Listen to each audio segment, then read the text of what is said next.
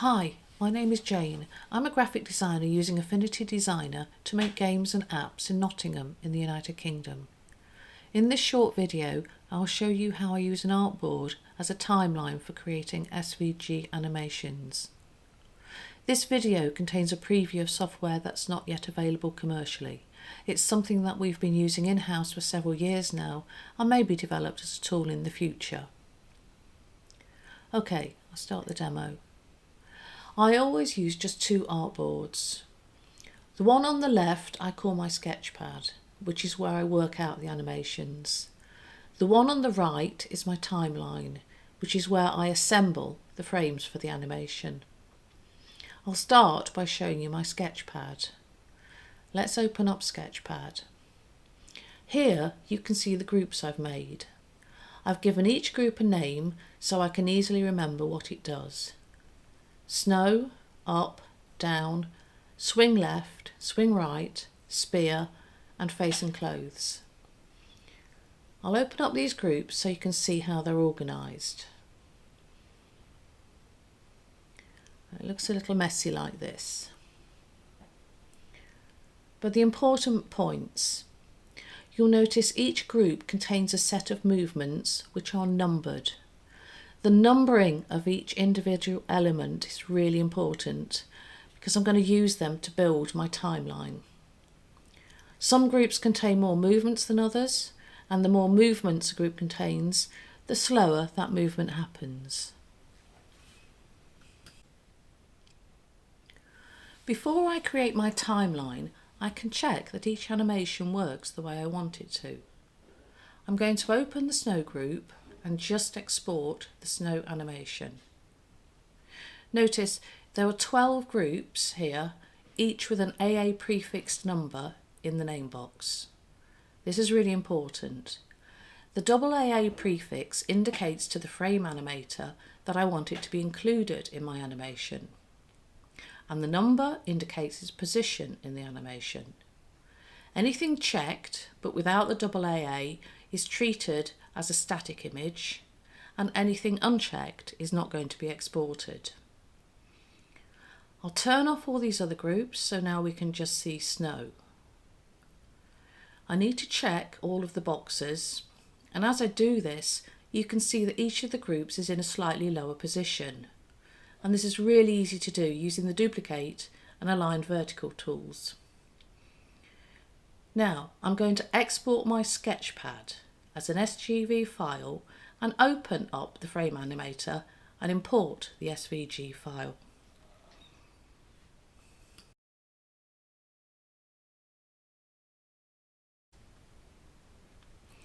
So here's the Stenciletto frame animation tool. I'll start the snow animation. It's called Stenciletto because we're using it to build a game called Stenciletto. Now what you're looking at here is an animated SVG.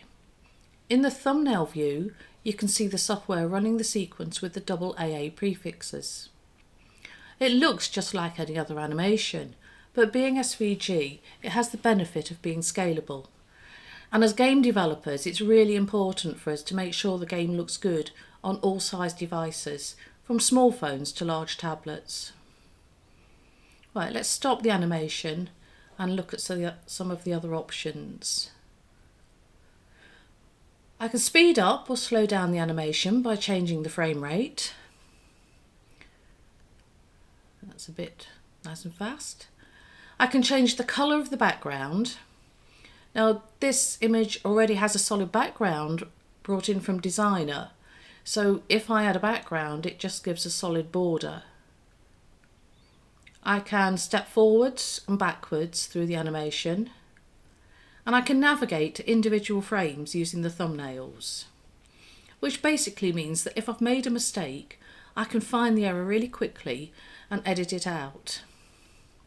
So now I know my snow animation works, I'm returning to Affinity Designer to build the timeline.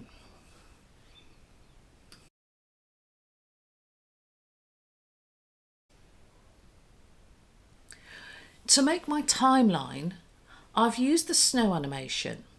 I copied and pasted the snow sequence to the timeline I duplicated it 4 times to make a longer loop. I've changed the numbers, so I have AA01 to AA48, which means if I'm running at 10 frames per second, that means my animation is going to be about 4.8 seconds long, which is the sort of length I'm looking for. I then copy and paste the other groups from my sketchpad in turn.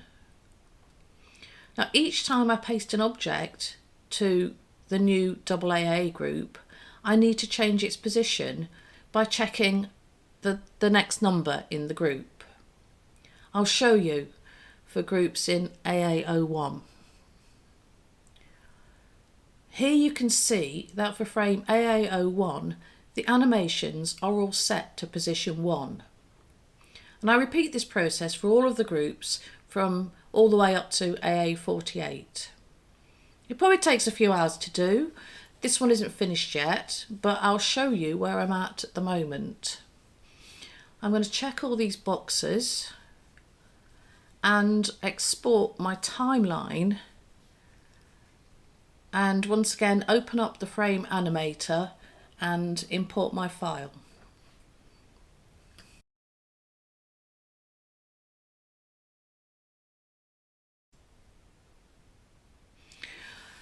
And here's my character running in the frame animator software.